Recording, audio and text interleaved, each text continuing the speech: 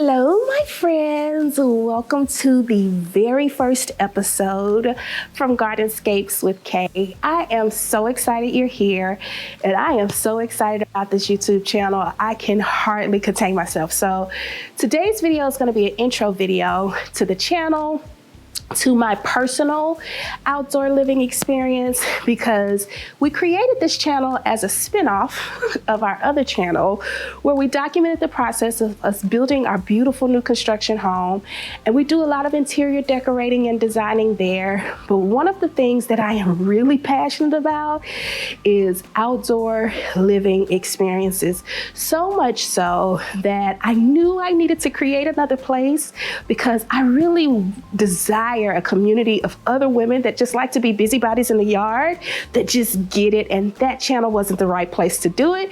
So we decided that because I know that's a passion of mine, that we should break off and create a brand new space, and that is where we are today. So if you're just tuning into this channel and you've never met me before, maybe you didn't come over from the other channel, let me quickly introduce myself. I want to apologize now because this video might be a little lengthy because we got a lot to cover. But once we get through today's video, future videos will be quick, fast, and to the point. So my name is Kay Whitaker, and I am a wife. I'm a mom. I'm a content creator. I have been designing this house for the past year or so. And now that we're in it, we're in a brand new construction home. And if you know anything about new construction, if it's not completely custom built, it doesn't come with landscaping. So I've been taking my time to really play in my outdoor areas to create spaces that I know both my family and I would enjoy because we love to be outdoors. We've got 4 kids. My husband, I like to sit out sometimes and just do date nights. And my outdoor living experience is just as important to me as my indoor living experience. So on this channel, we plan to document how we take this outdoor space that we have and turn it into exactly what we want. I'm talking DIY landscaping projects, edible gardening projects, decorating outdoors, installing fire pits and swings and all kinds of stuff. You name it, the works, we plan to do it. And I plan to take you along on that journey with me. So I thought it would be really good for our first video to take a tour around what we have already. We'll give you a few flashbacks of where we started, but I really want to introduce you to the space, give you some insight into what my thought process is, what my design style is, and talk about future plans so that as we start to create more content for the channel, you'll know where we're going. So if that's okay with you, I'm excited about today's video. Let's hop in.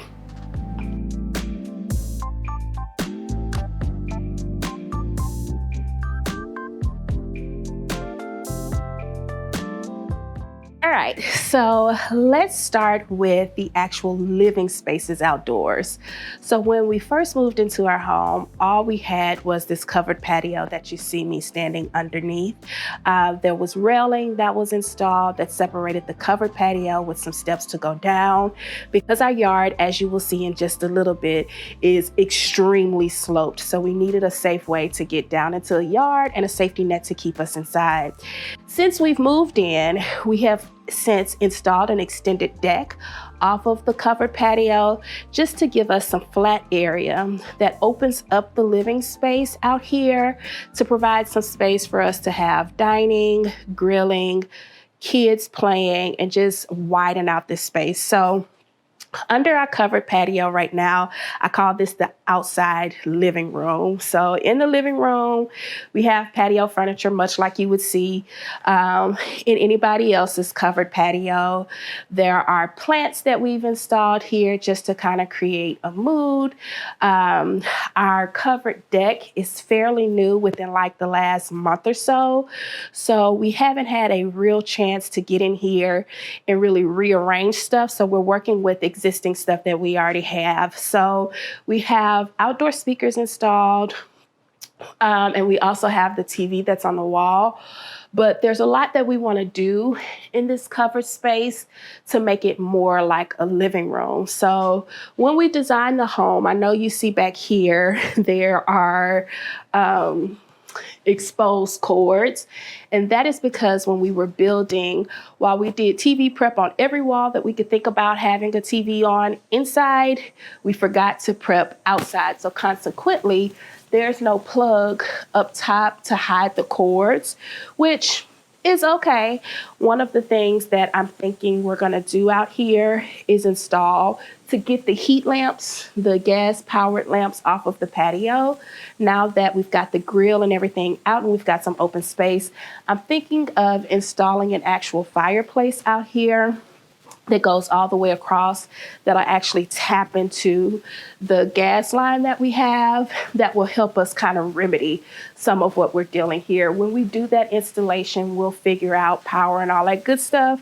But for now, we're working with it. And for the season, I'm not gonna bother it. It works. I don't really feel like fussing around with electrical under here. Most times I just like to come out here and chill.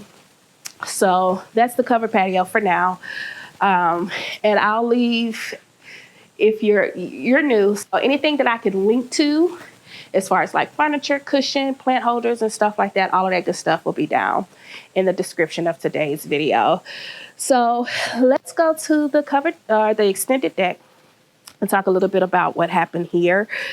So once we figured out what we could do in the yard, because it took quite a bit to get this deck extended. So this deck is what, 12 by 12 feet deep, but I want to say 20 feet across maybe. It's wide. And our original plans when we were doing the designing of the flat space in the yard was to have 3 levels of deck, but we ran into some issues with the city. They wouldn't approve it, but what we have is what we could get. But I'm not upset with it. I actually love it. So this plan is spec'd to be our dining area. Still in the process of figuring out what dining table is going to go here, or if I'm going to build one. As you can see, it's about 4 o'clock in the afternoon, and there's sun here, so we got to figure out a way to kind of create some shade in the space, because going into the summer months of Texas is gonna be hot. So I'm thinking a big umbrella might suffice. Once we do the dining table, we've got the bar here and we get the bar stools. We may move the additional chairs over, but those plans still haven't been solidified. So in the meantime, between time, I'm enjoying the lushness of my plants because I love a good patio container. And this is providing some visual interest until we figure out exactly what the design is going to be. So when it comes to planters for the patio, my intent is to have as many of them that will fit into the space without it hindering us from being able to enjoy the space. So I am a firm believer that plants act as decor, especially when you have spaces like this that you need to fill up and, you don't have artwork that can go on the wall and stuff like that. So some of the plants that I absolutely adore, because I live in such a desert-like climate, usually, like it's been raining for a month and a half, which is not the case, but San Antonio heat is hot. Like you wake up in the morning and it might be in the 60s, but by the time 10 o'clock get here, it's 100 degrees. So we need plants that can take the heat, but also I love flowering plants. And some of those plants that I think do really well in those environments are like hibiscus. So in my pots, I have tropical hibiscus, and you'll see later on planted in the actual garden, I have hardy hibiscus.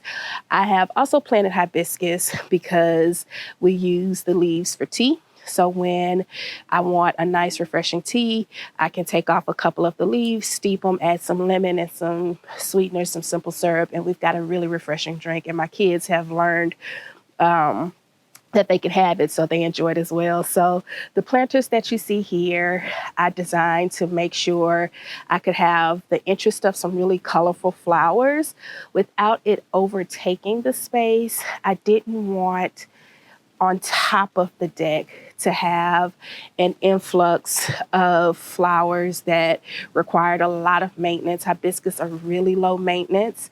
I've got one hibiscus that's behind us that's underplanted with like some sweet potato vine and some petunias. The petunias are not doing what I want them to do, so I will likely snatch them out. But in all actuality, the hibiscus could be the star of the show.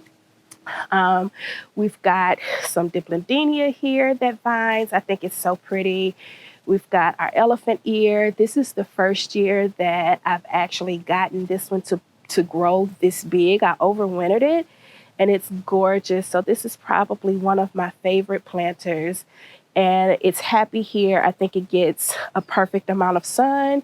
And I've got some video footage that we'll release in later videos that'll kind of show you how I planted that up, because she is definitely a thriller. So let's go down really quickly.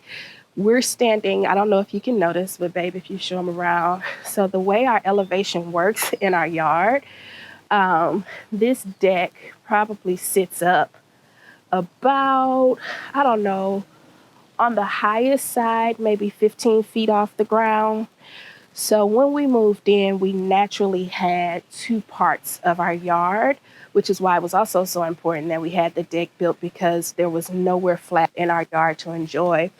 So now that it's built, we've got separation. So we've got one living experience that we call the downside. We got the deck, and then we have another living experience that we'll create on the other side that consists of more edible gardening, and it's really where the kids play. So right now we're going to go on the downside, and I'm going to show you what we have so far and talk through what my future plans are as far as what I want to do with this space. So these stairs actually came in as like a Hail Mary, because originally we had the stairs sourced to come straight out. When the guys were building, we were able to redesign the stairs, and I really love it. At first, I was a lot nervous about it because that meant I had 2 levels of stairs, but I really love the way that walks down into this space. And while it does cut off some of the living area that I had sourced for over here, it's got my wheels turning as far as how I can be creative and maximizing this space as a living space, because I still have every intention to turn this into some type of living area down here. Just what my original plans were with the hot tub and all that good stuff, they're not that. So I've got to put my creative brain on and figure that out. So until we figure that out, we're going to leave it open this season, maybe. That's what I say now. And tomorrow I'll be here, be like, I figured it out. Let's dig up some dirt. But for now, we're going to leave it open, let the kids play around. But let's talk really quickly about the landscaping that we installed, because I'm sure, as you can see, we have black iron fences back here in the backyard that are cosmetically nice, but don't provide a lot of privacy. So our backyard backs up to a green space, which is beautiful. Our neighbors are probably like 50 yards away from us on the back, but on both sides, we have neighbors, and they're lovely neighbors. We get along with them great, but they and us both desire some privacy. So we can't have like wooden privacy fences here. So my resolve to that early this year was to install a small area of an evergreen fence and see how I like it. And that is what you see here. So along this fence line, I've installed a row of evergreen shrubs that I am hoping grow lush and beautiful over the season, and like triple confirm what my thought process was at the beginning of the year. So at the beginning of the year, probably around February, which is crazy, I know, but we live in Texas. And I say that, and the day that I planted them, the next day we had a freeze. Anyways, but in February, I went to the garden center and I said, you know what? I want to install some plants. So originally I was just going to do this corner. And then as I was doing this corner, I was like, no, let's go ahead and put some stuff in place to see if we can get a living fence in place, to see if we can have some privacy there. So this is the only area in the yard that you'll see that actually has like a row of shrubs. And that's because I haven't had time to install them anywhere else.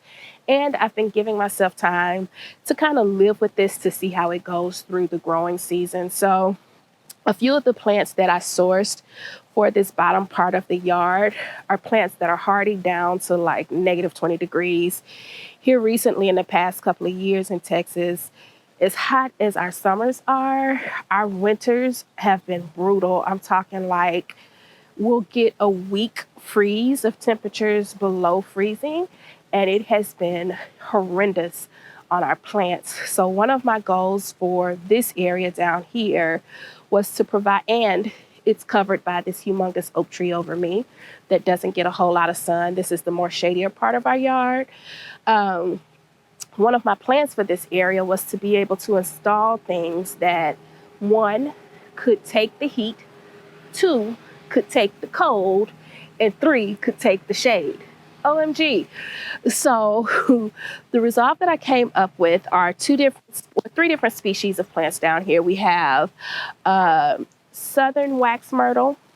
We have two southern wax myrtles that are here that provide a really soft texture, and it is new growth all over this thing. This thing has been growing like bananas, and I was concerned about it because I wasn't sure if it was going to be able to withstand like the more part sun conditions, because this goes in and out of sun all day. But she's been happy. She got beat up when we had the freeze, and I'll try to see if I can find some footage of what it looked like when I installed it. But I'm very pleased with the growth, and I am sure that by the end of the season, I'll have at least one branch that'll be over the gate. I think these grow up to like 10 feet.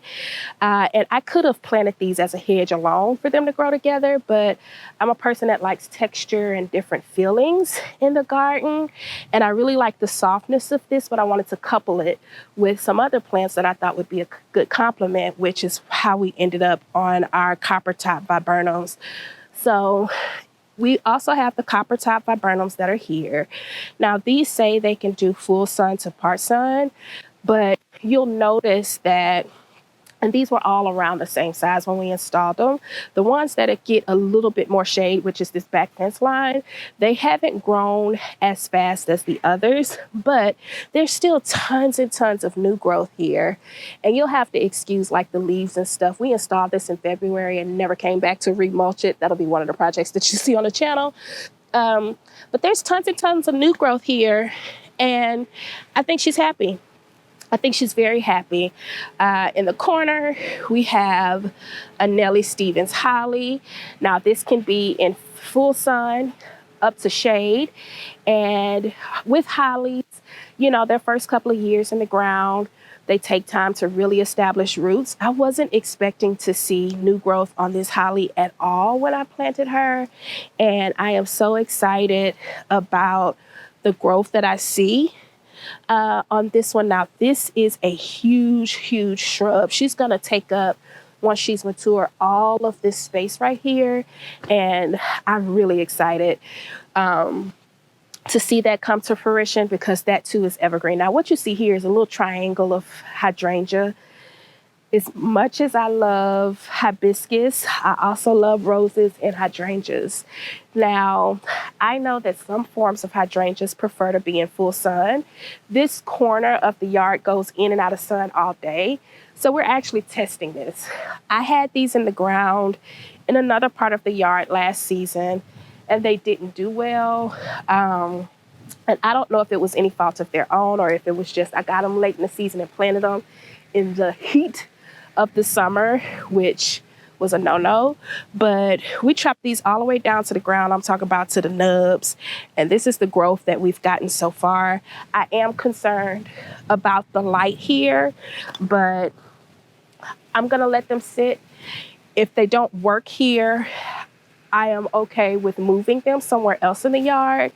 But for this season, I don't see any signs of blooms. I'm hoping that they bloom. The lady at the nursery said that hydrangeas don't do really well in the ground. So if they grow really lush and really green in this area, but don't put on a lot of blooms, I may take them out of the ground and put them in a pot. That way I can control what's going on a little bit more. But if they don't get really large, like this is a firelight, it's supposed to be like 7 feet, as well as a limelight prime. This is a smaller version. If they don't get to that mature size, or at least close to that mature size this season, I'll just move them. when they go dormant. No big deal. It'll be fine. In front of the bed, my ambitious self in February put lily, what is it? What were they? They were lily, gosh, what's the word? Bulbs in the ground. I had a couple of peony bulbs, but the peonies just didn't do what I wanted them to do. So I just got rid of those. And the lilies I'm actually going to get rid of as well. I think in front of the bed, because these shrubs do get really, really big, like they'll be over the fence and grow together within a couple of years. In the front, we'll just need some low-lying grass like what we have. So everywhere that I planted a lily, like you see some of them opening up now, I really don't like them as single plants. And I don't plan to have like a cottage gardening feel. I was just buying stuff. But I'm going to remove those lilies, probably put them in a pot somewhere, and then we'll just have the front border of the beds lined with grass and hostas. And I think that will do really well on this side. As far as potential is concerned, there's a whole side yard over here that we've got to figure out what we're going to do with. I have no idea what's happening there yet, but we moved the fence from our foundation wall down there just to give us some more space. Right now, the kids are using it as a run area and as an echo chamber. They want to talk to their friends next door.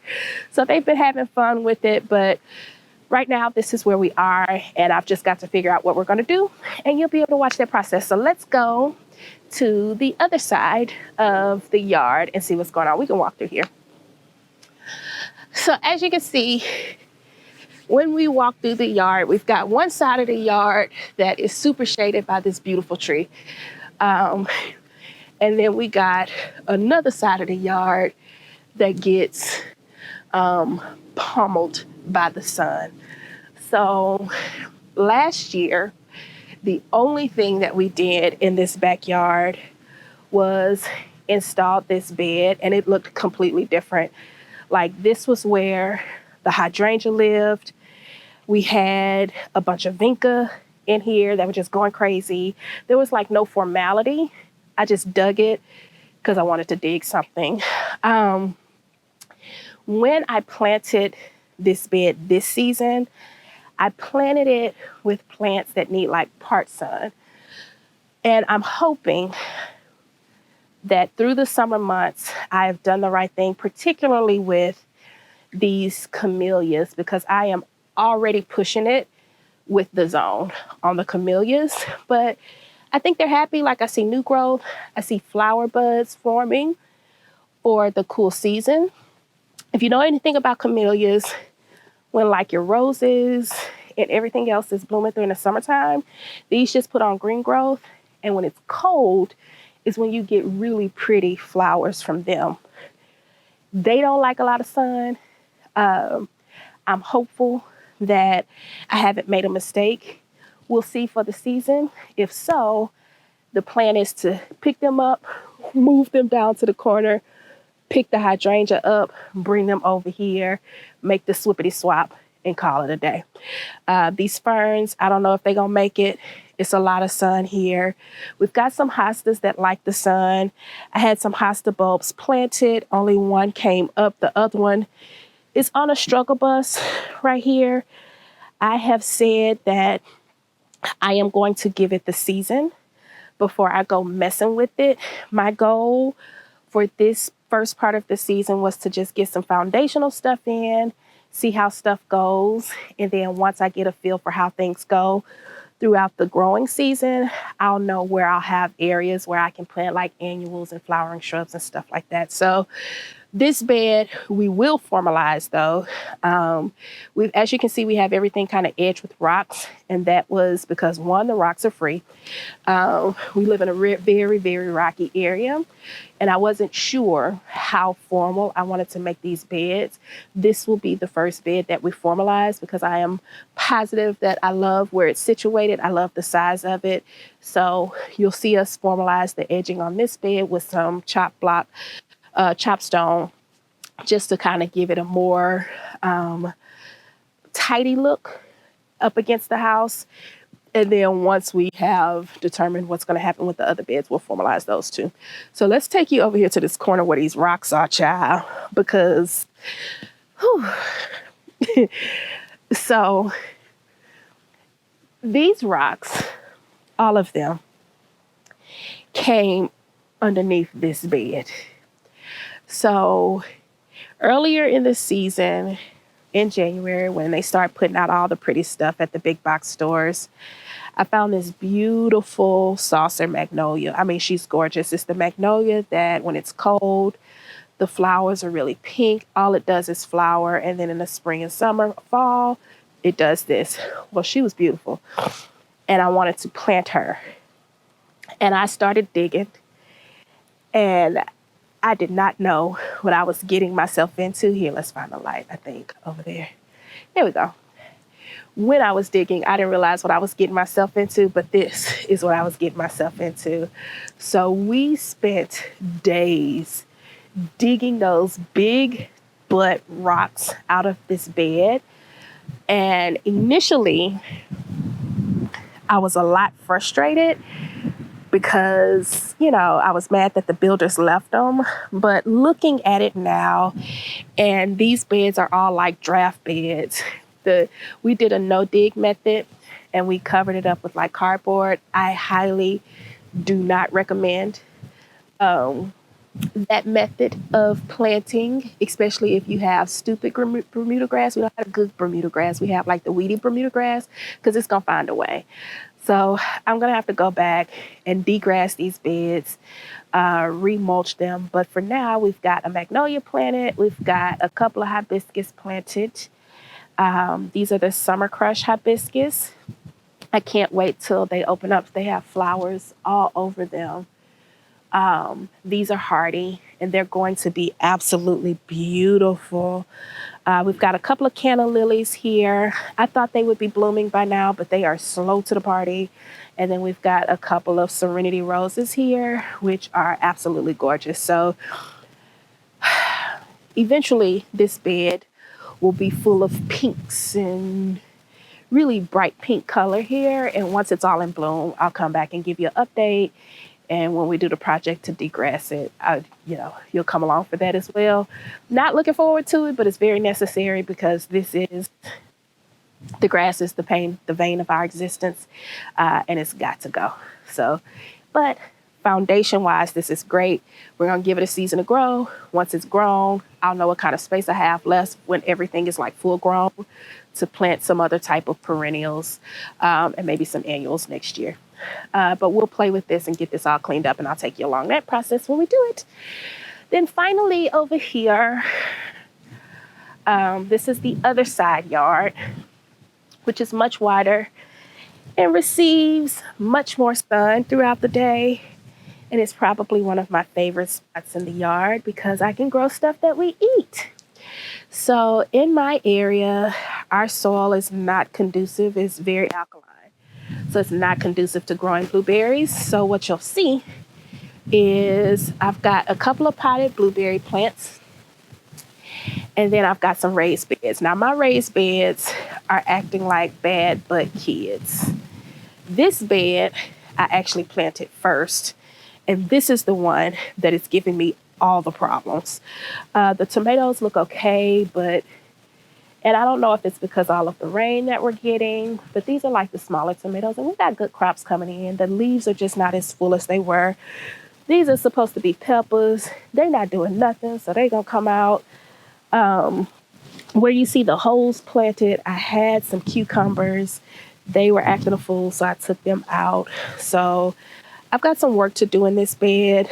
I'm going to leave the tomato plant, snatch everything else out except for the dill and the flowers, and figure out what else can go here that it's not too late to plant for the season, but it's acting a fool. As you can see under here, we just covered it with landscape fabric. Not a good idea. I'm going to have to go through here and spray some dishwashing liquid and vinegar and stuff to kill that grass underneath there, because it just wants to grow. It just wants to grow. This bed, however, is doing a little better. We've got, spider. We got spiders. I don't care how much I love to be outside. I am not in love with spiders. I got to figure that out. But we got some bigger tomatoes growing here. I can't remember the kind, but they're doing pretty well. We've got some sage, some basil, both purple and sweet basil. I've got some carrots going on back there, some onions, some green beans, and I was looking, we already have a green bean back there. And this isn't even supported correctly, but we'll get it there at some point. We got some chard and some lettuce. I'm going to see how that does in the Texas heat. But I have a whole nother aeroponic gardening system that'll grow like some more herbs and stuff if it can't take the heat. But these two beds, we started to just make sure we could grow stuff, and we can grow stuff. So now that I know we can grow stuff, I'm going to take some time to come back here and really source some more veggies and herbs that I want to live in this space. I do plan to put a few more boxes over here once this growing season has passed. And I've had some success to plant some more stuff because we do get the biggest part of our sun over here. And this makes me happy. So I'm going to get that problem child resolved, and then we'll go from there. This is kind of like my edible side of the yard. So I've got more hibiscus on this side. Like, look at these flower buds. I love hibiscus, but they take 900 years to open up. But this is like proof that when it opens up, it is going to be an amazing show. Now, these are supposed to get like 6 feet tall. I don't know if they get that tall. We'll see. But we have a brown turkey fig, some lavender.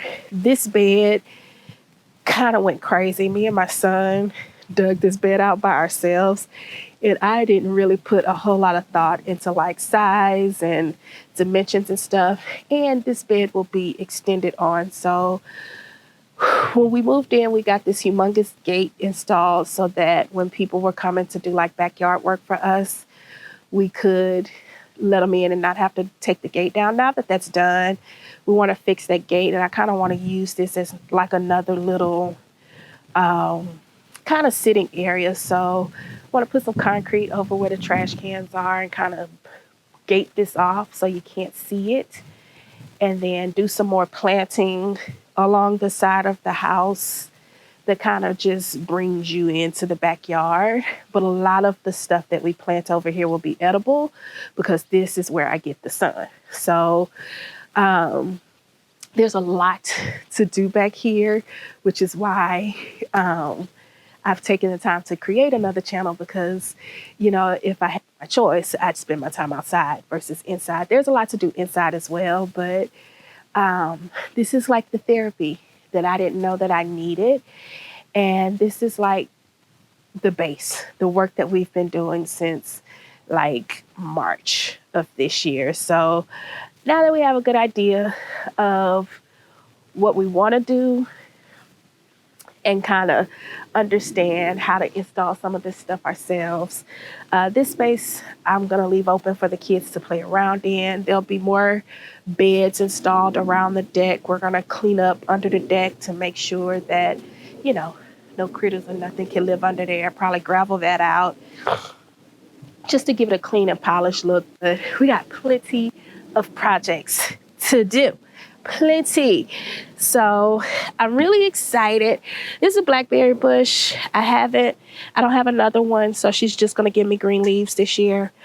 I'll get another one, but I'm going to plant them probably along here in between like a herb garden if we have enough space. Like these get 4 to 6 feet wide and they vine. So I've got to figure out a trellising system for those right there and do like another little kitchen garden off the deck so it's easy to get to. We've got a guava tree here that is giving us quite a few guavas. Look at that.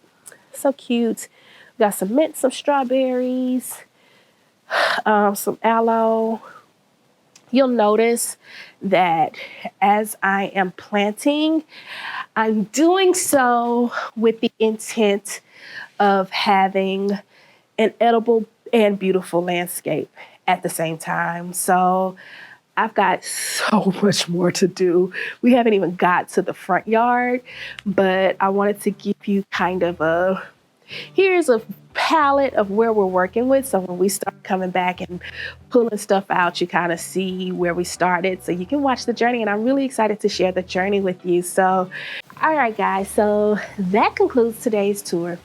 There is so much that I want to do and have plans to do down here that is crazy. So one of the first things we're going to do is down below, we're going to get that bed cleaned up, probably go ahead and formalize it, get it mulched up real good. We didn't dig grass up over there either, but it doesn't get as much sun, so I haven't had as much grass pressure. So I'm gonna get some stuff down to kind of kill the grass underneath and get it formalized because I do like the shape of it. I'm probably not going to do a lot of planting right now because it's about to get hot. Like, we'll be 100 degrees next week.